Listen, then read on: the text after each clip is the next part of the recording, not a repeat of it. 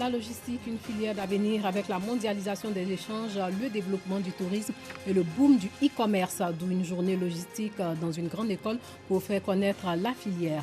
Et puis l'ex-premier ministre algérien Abdelmalek Sellal a été écroué. L'ancien chef du gouvernement a été entendu par un juge d'instruction après son audition dans le cadre d'enquête anticorruption. Bonsoir et bienvenue dans le 19h. Des étudiants en logistique font connaître leur filière au public. Ils seront appelés dans leur profession à gérer les flux matériels, marchandises, produits, matières premières, ainsi que les informations et les données financières qui les concernent, avec pour objectif de restreindre les coûts, réduire les délais et limiter les stocks afin que l'entreprise reste concurrentielle sur le marché. Dangui les a rencontrés. Étudiante en licence 3 de logistique, Merveille n'a pas voulu se faire compter la conférence sur la logistique verte, une étape des journées logistiques jutéliennes. Opportunité pour elle comme pour les autres étudiants de cette filière d'apprendre davantage sur la logistique, une science omniprésente dans la vie de tous les jours. Grâce à la logistique, j'ai commencé une activité et vraiment ça m'aide beaucoup. C'est comme si mon cours, je le faisais dans mon activité. Déjà, même dans le ménage, la logistique est importante. Pourquoi? Parce qu'une bonne femme de foyer doit pouvoir organiser son temps afin de pouvoir donner du temps à son enfant, donner du temps à son mari et faire le ménage. Donc, la logistique, c'est dans tout ce qu'on fait. La logistique, ce n'est pas forcément le transport.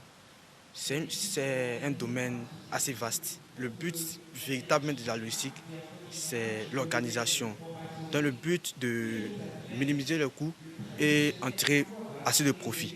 Faire mieux connaître la filière logistique, ses défis et les perspectives d'emploi qu'elle offre, c'est l'objectif que poursuit l'édition 2019 des journées logistiques jutéliennes. On va traiter de logistique verte, c'est-à-dire de logistique avec une composante environnementale. La logistique qui ne pollue pas, voire même qui dépollue. C'est un concept assez nouveau, assez innovant. La logistique, ce n'est pas un concept récent. Le verdir, c'est-à-dire lui donner une consonance environnementale, ça c'est quelque chose de très nouveau. Il faut donner la possibilité d'accéder à des modules de transport qui sont sur des générations de matériel qu'on n'a pas encore. Par exemple, de l'électrique. Vu que c'est une filière qui est vraiment pas connue de tous, nous voulons la faire connaître à travers ces journées. Les objectifs qu'on recherche, c'est d'abord inciter les gens à venir s'imprégner de la chose qui est la logistique. Aussi à montrer que la logistique est une filière d'avenir. Organisées par les étudiants d'Ajutel Formation, les journées jutéliennes se déroulent sur 3 jours. Elles seront marquées par des conférences sur plusieurs thèmes, notamment sur le développement du transport routier ivoirien.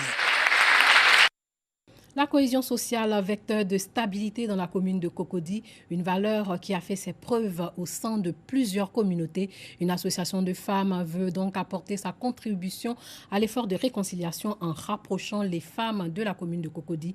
Elle a donc organisé une rencontre pour semer cette graine de l'amour, de la tolérance dans les cœurs. Elles en ont profité aussi pour égrener leurs difficultés. Christiane Kobi, Dangui.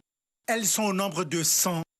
Ces femmes du quartier Aoulaba des deux plateaux ont été honorées ce jour par des présents. Une initiative de l'association des femmes dynamiques des deux plateaux. Le quartier Aoulaba en train de nous fêter, nous les mamans. Je veux que le maire vienne vers ici pour que ces femmes le connaissent. Ces mamans le connaissent. Pour que au niveau de la batterie, on discute ensemble pour voir ce qu'on doit faire pour le quartier. Je suis une vieille mère de quartier, on est ensemble il y a longtemps. Vraiment, je suis très content. Cette cérémonie a été l'occasion pour la présidente de cette association de soumettre aux autorités les difficultés que vivent les habitants de ce quartier. Nous avons interpellé un peu les autorités pour leur montrer la réalité de notre quartier. Parce qu'ici, au quartier de Plateau, nous avons un problème de salubrité. Alors qu'actuellement, il y a une maladie qui sévit, la dengue. Ça peut atteindre nos enfants. Nous avons aussi le problème de la sécurité. Parce que nos rues ne sont pas éclairées. Il y a des lampadaires, mais il n'y a pas de lumière. Parce que sans la lumière, on ne peut pas voir. Et les gens t'agressent dans le noir. Donc nous voulons vraiment que les autorités y pensent. L'association des femmes dynamiques de la commune de Cocody de Plateau a été créée en 2016 et compte à ce jour 72 membres.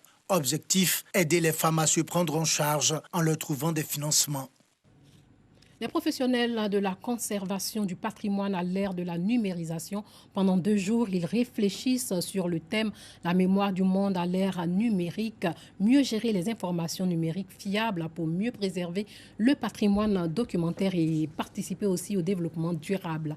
La rencontre a eu lieu à la Fondation Félix Houphouët-Boigny, c'est à Yamoussoukro, dans le centre du pays. Le reportage de Kader Sogodougou.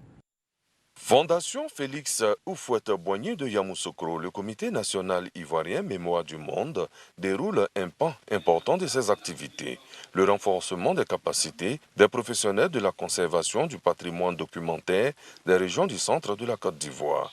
La vision est d'épouser l'ère du temps, la numérisation, mieux conservée pour les générations à venir, en fait une source intarissable. Mais la numérisation ne peut se faire qu'à partir de l'organisation physique des archives.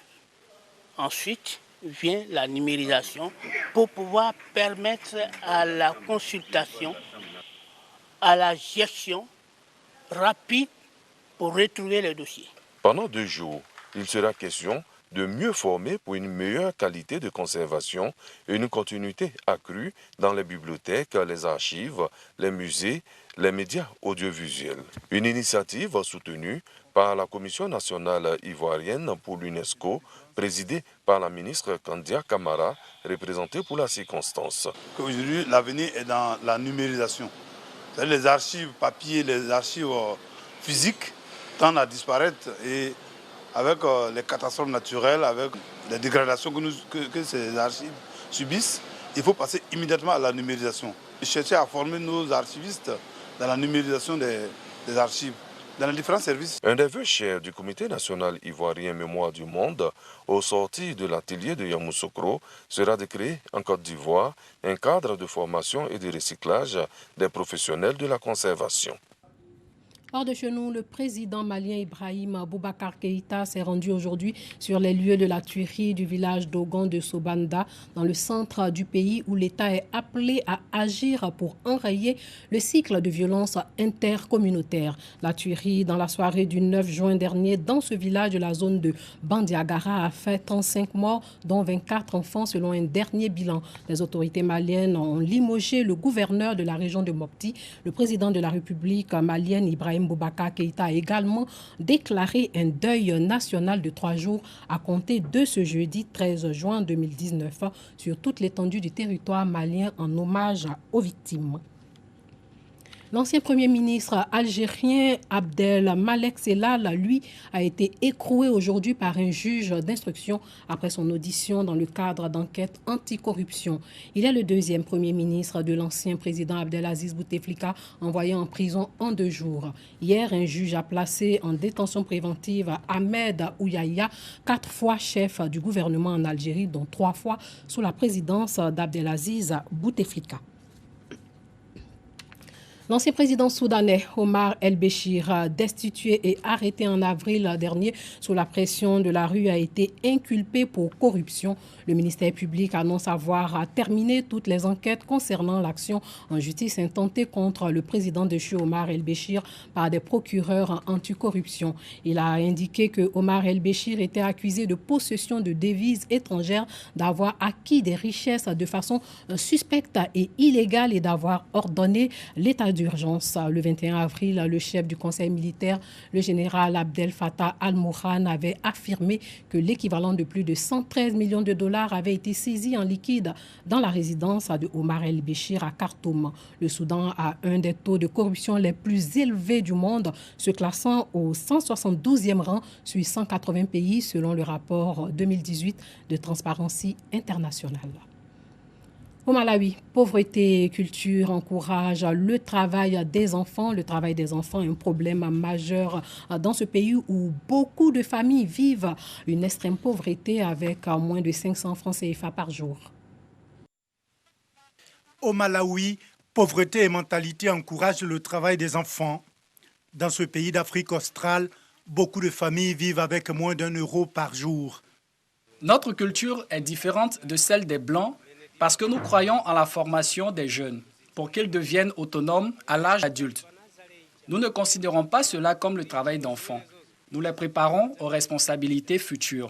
Certains de ces garçons reçoivent 0,60 cents par jour. D'autres reçoivent 36 cents.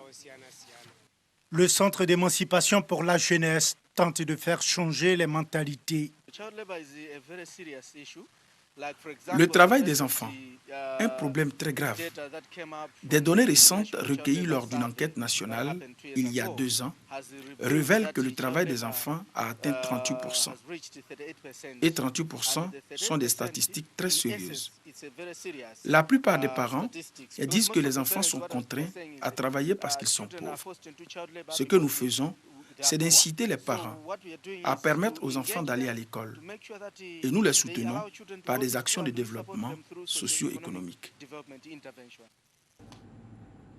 Et puis au Liban, des réfugiés syriens doivent détruire leur abri au milieu des montagnes d'Arsa, la région aride et pauvre à la frontière avec la Syrie. Les réfugiés syriens installés dans des camps informels s'activent pour raser les abris construits en dur. Les autorités libanaises qui craignent une installation permanente des réfugiés ont ordonné la démolition de ces structures considérées comme des constructions illégales autorisant uniquement l'utilisation de bois et de bâches en plastique. Au Liban, des réfugiés syriens sommés de détruire leur modeste logis. Les autorités libanaises considèrent ces constructions comme illégales. Seule l'utilisation de bois et de bâches plastiques est autorisée. Quelques 35 000 réfugiés syriens sont potentiellement concernés par ces démolitions. Ça fait 2 jours qu'on l'a détruite. Hier, on a dormi dans la rue. J'ai fait à manger à mes enfants dans la rue et on a dû demander de l'eau aux voisins. Hier, tous n'avaient pas détruit les logements, mais aujourd'hui, tout le monde s'y met et on n'a pas assez d'argent pour aller louer une maison. Cette mesure est largement perçue comme une tentative de décourager les Syriens à rester au Liban.